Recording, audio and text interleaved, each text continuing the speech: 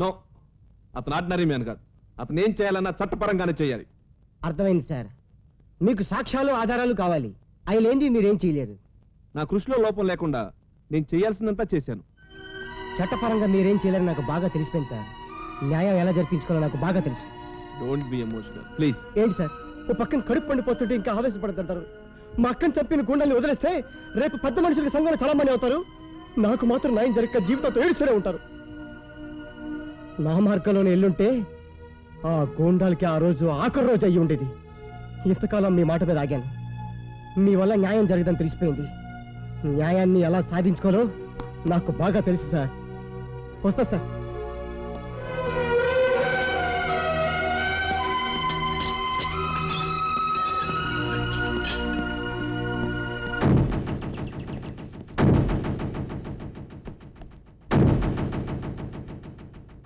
First మనం నలుగురు గోడాలని locate చేస్తే గానీ అడుగు ముందుకేలేం. అసలు డైరెక్ట్ గా వెళ్ళి ఆ చక్రవర్తి గారిని మక్కిలేరు కొడితే దొమ్మికేసి పెడతాడు. మన స్టూడెంట్స్ ని గుండాలం కాదు, ఆ తొట్టి గ్యాంగ్ ని వాడే ఎక్కడో సీక్రెట్ ప్లేస్ లో దాచుంటాడు. వాడి రహస్య స్థానాలు తెలిసే అవకాశం ముగ్గురికే ఉంది. ఒకటి ఆనంద్, రెండు అమృత, మూడోది ఆ కార్ డ్రైవర్. నేను అమృతాన్ని ఆనందాన్ని కలిసి వస్తాను. ఈ లోపల మీరు ఆ కార్ డ్రైవర్ ఇంటికి వెళ్ళి వాడు బయటికి వెళ్ళకుండా బ్లాక్ చేయండి. నేను అక్కడికి వచ్చేస్తాను. ఓకే? శబాష్, నమ్మకమైన స్టూడెంట్ అంటే నువ్వే. ఇక నుంచి నువ్వే నా వారసుడివి. Thank you sir. Bye bye, అమృతం తీసుకుని వెంటనే గెస్ట్ హౌస్కి వెళ్ళిపోదాం. ఆ తర్వాత రిలాక్స్, అవన్నీ నేను చూసుకుంటాగా.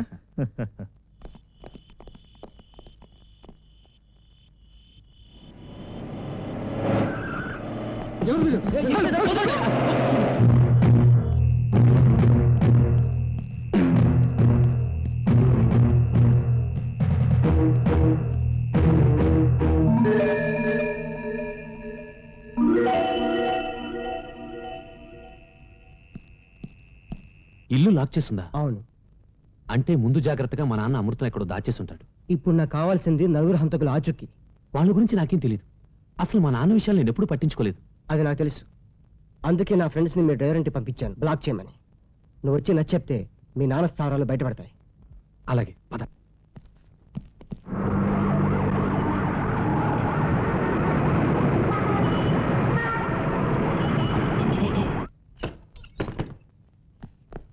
కోటయ్య, కోటయ్య, కోటయ్య, కోటయ్య, కోట.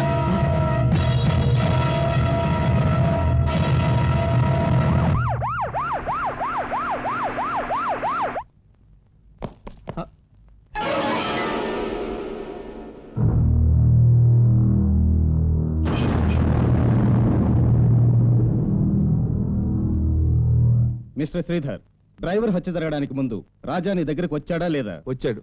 చట్టం ద్వారా లభించిన న్యాయాన్ని చట్టాన్ని అతిక్రమించి తనే సాధిస్తానని నీతో ఛాలెంజ్ చేశాడా లేదా? Yes boss. As a police officer గా చట్టాన్ని అతిక్రమించి చట్టాన్ని తన చేతిలోకి తీసుకుంటానన్న వ్యక్తిని స్పాట్ లోనే ఎందుకు అరెస్ట్ చేయలేదు? న్యాయమైన అతని కోపం చట్టానికి లోబడే ఉంది. చట్టానికి లోబడి ఉంటే డ్రైవర్ని ఎందుకు చంపాడు? డ్రైవర్ని చంపే అవకాశం నువ్వెందుకు ఇచ్చావు? దీనికి నీ సంజాయిషి ఏమిటి? అన్యాయంగా మా డ్రైవర్ చచ్చిపోయి నేను ఏడుస్తుంటే ఈ సంజాయిషీలు సమాధానాలు ఏంటంటే, నేరస్తులతో కుంభక్కయ్యే ఇట్లాంటి పోలీస్ ఆఫీసర్లను క్షమిస్తే దేశంలో మంటలు మానభంగాలు పెరిగిపోతాయి. ఇమీడియట్ గా తమ యాక్షన్ తీసుకోండి. Shut up! మా డిపార్ట్మెంట్ రూల్స్ ని డిక్టేట్ చేయడానికి నువ్వెవడి? చంపబడ్డ డ్రైవర్ యజమానిగా దోషిని శిక్షించమనే అధికారం అతనికి ఉంది. నెగ్లిజెన్స్ ఆఫ్ డ్యూటీ కింద నేను సస్పెండ్ చేస్తున్నా. దోషులకు రక్షణ కల్పించి నిర్దోషులను అరెస్ట్ చేయమని నీలాంటి కరెక్ట్ ఆఫీసర్ దగ్గర పనిచేయడం కంటే రిజైన్ చేయటమే మంచిది.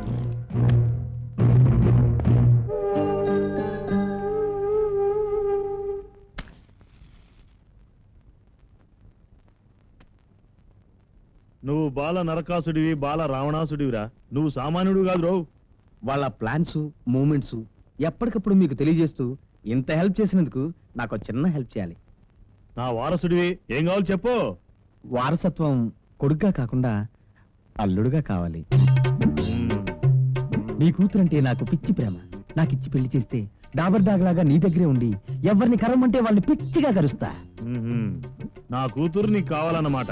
ఒక్కసారి పెళ్లి చేసి చూడు. మీ అమ్మాయిని చెవిలో పువ్వులా, వెలుగుతున్న కర్పూరంలా, దేవుడిచ్చిన ప్రసాదంలా చూసుకుంటా. టెన్షన్ పడకో, నీ పెళ్లినే చేస్తాగా. అమృతం లాంటి మనసు, మాటల్లో హల్వా ముక్కంత తీపి, చేతల్లో జైలు నుంచి తప్పించుకున్నాడా? పంప ముంచావు కదా కమిషనర్. మీ పోలీస్ బలగానంత ఉపయోగించి ఎక్కడున్నాడిని పట్టుకోండాయా? పట్టుకోండి పోయి. ముందు మీరు ఇది తీసుకొని బయలుదేరండి. ఆగండి. అరే విండి కూడా మీతో లాక్కెళ్ళండి. నాకే నమ్మక ద్రోహం చేస్తావరా? ఏంది చేసేది? నీ ఫేస్కి నా కూతురు కావాలరా? తోటి చూడండి, నువ్వు మోసం చేసే నువ్వు. అవకాశం దొరికితే నన్ను కూడా లేపేస్తావుగా బాబా. నీ ఎంత చూస్తావు? ఇదంతా ఇప్పుడే పోలీసులకు తెలియజేస్తాను. నిన్ను జైల్లో పెట్టించి నీ కూతురు మెడలో తాళి కడతాను. ఏం ధర నువ్వు కట్టేది? నీ పట్టుకోండి రండి.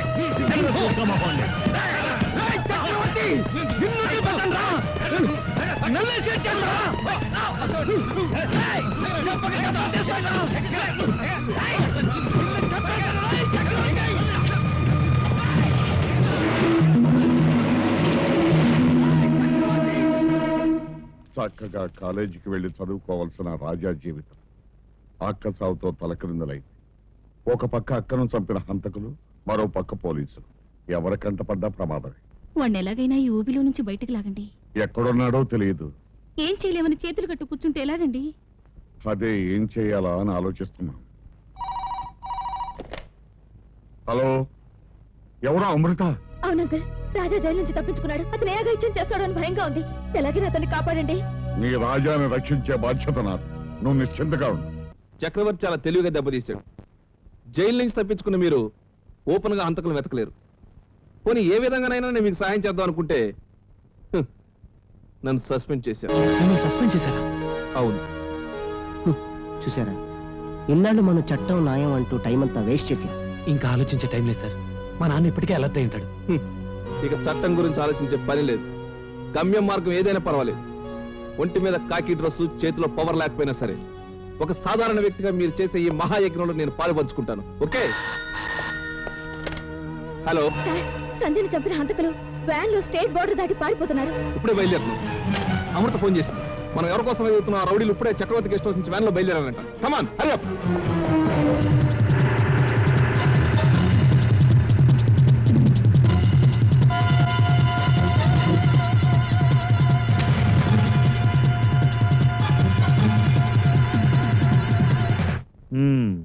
వాడు జైలు నుంచి పారిపోతే ఇంతవరకు పట్టుకోలేకపోయారు. ఏం పోలీసోళ్ళయా మీరు?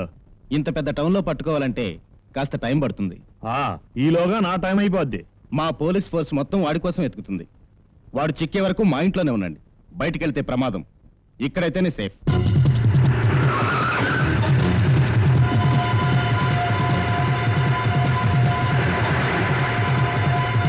రాజా ఒక స్టూడెంట్ మాత్రమే కాదు, మీ విద్యార్థులందరికీ నాయకుడు. ఒక బెస్ట్ స్టూడెంట్. తల్లి లాంటి అతను అక్కను అతి దారుణంగా చంపారు. చంపించింది ఎవరో అందరికీ తెలుసు. నేరస్తుల పట్టుకుందామని ప్రయత్నించిన రాజాని జైలుకి పంపించాడు చక్రవర్తి. రాజాకి అండగా నిలబడిన స్టూడెంట్స్ ని అతి దారుడుగా హత్య చేయించి నడి రోడ్లో పడవేయించాడు. న్యాయం ఒక భిక్ష కాదు, అది ప్రతి పౌరుడి జన్మహక్కు. అటువంటి మంచి వ్యక్తికి అన్యాయం జరిగినప్పుడు మనం చూస్తూ ఊరుకోకూడదు. అతనికి న్యాయం జరిపించేలా చూడవలసిన బాధ్యత మన అందరి మీద ఉంది. ఈ సమస్య రాజా ఒక్కడిదే కాదు. అతని బాధ, ఆవేదన, కష్టం పంచుకోవాల్సిన బాధ్యత మీ అందరి మీద ఉంది.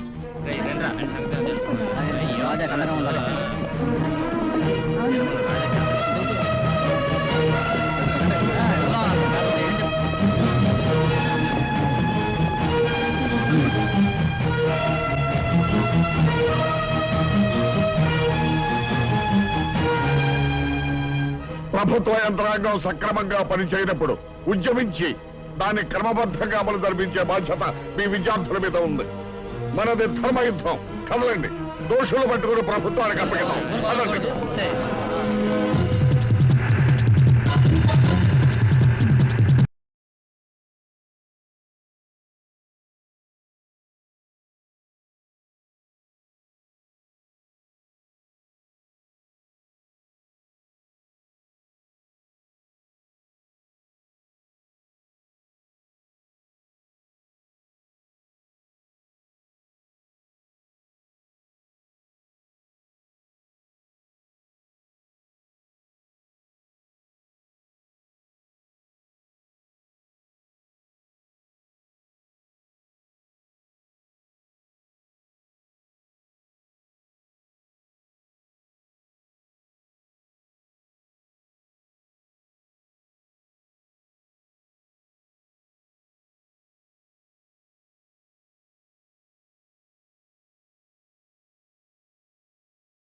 వాళ్ళే వాళ్ళే రాజా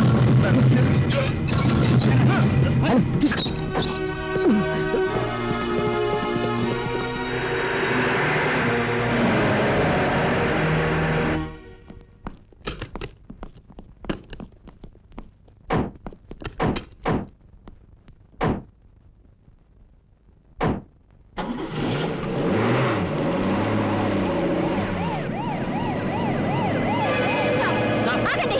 ముఖ్యమంత్రి గారు ఆగండి.